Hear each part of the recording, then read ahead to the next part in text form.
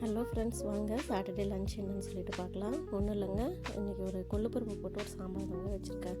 அது எவ்வளோ ஈஸியாக வைக்கலாம் அப்படின்றது தாங்க பார்க்கலாம். கொள்ளுப்பருப்பு வந்து பார்த்திங்கன்னா நம்ம வறுத்து அதை வந்து மிக்சியில் பல்ஸில் விட்டு நீங்கள் அரைச்சி ஒரு பல்ஸில் விட்டிங்கன்னா பொடி பொடியாக உடஞ்சி போயிடும். அப்புறம் ஒரு பொடி பொடிச்சிட்டு அதுக்கப்புறம் வந்து தண்ணி லைட்டாக குக்கரில் தண்ணி வச்சுட்டு நல்லா சூடேறிட்டப்புறம் அந்த பருப்பு வந்து நல்லா அலசி குக்கரில் போட்டுட்டு அதிலே வந்து பச்சை மிளகா 1, அதுக்கப்புறம் ஒரு 3 தக்காளி, எங்கிட்ட சின்ன வெங்காயம் இல்லாதனால பெரிய வெங்காயம் போட்டுக்கோங்க. ஒரு பெரிய வெங்காயம், அப்புறம் மஞ்சத்தூள், பூண்டு ஒரு 4 பல் பூண்டு, அதுக்கப்புறம் ஒரு 2 காஞ்ச மிளகா போட்டுட்டு இது வந்து நம்ம மூடி போட்டு வச்சிடலாம்.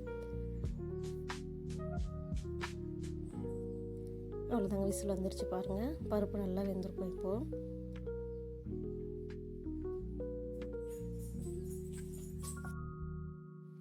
வாங்க பருப்பு பார்த்துக்கலாம்.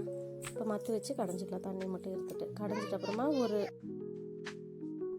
பாத்திரத்தை வச்சு அதில் கொஞ்சம் எண்ணெய் ஊற்றிக்கலாங்க. எண்ணெய், கடுகு, அதுக்கப்புறம் ஒரு கருவேப்பிலை கொஞ்சம் போட்டுட்டு நல்லா பொரிஞ்சப்பறம் கருவேப்பிலை போட்டுக்கலாம். பாருங்கள், நல்லா பொரிஞ்சிச்சு. உங்கள் வீட்டில் வடகம் இருந்தால் போட்டுக்கோங்க, இன்னும் டேஸ்ட் நல்லாயிருக்கும். போட்டுட்டு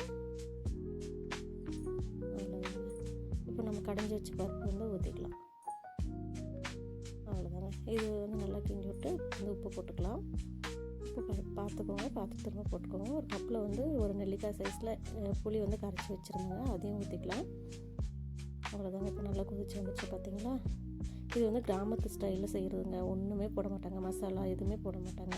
பச்சை மிளகா, காஞ்ச மிளகா, புளி, உப்பு, தக்காளி இதெல்லாம் மட்டும் போட்டு வைக்கிற சாம்பாருங்க. கொள்ளுப்பருப்பு சாம்பார் நல்லாயிருக்கும், டேஸ்ட்டாக இருக்கும். பாருங்கள், இன்றைக்கி நம்ம வீட்டில் லன்ச் இதுதாங்க.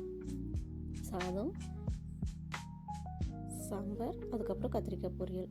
உங்கள் வீட்டில் என்னென்னு சொல்லிட்டு நீங்களும் கமெண்ட் பண்ணுங்கள். பிடிச்சிருந்தா லைக் பண்ணுங்கள். இந்த சேனல் இதே மாதிரி உங்களுக்கு வீடியோ வேணும் அப்படின்னா சப்ஸ்கிரைப் பண்ணிக்கோங்க.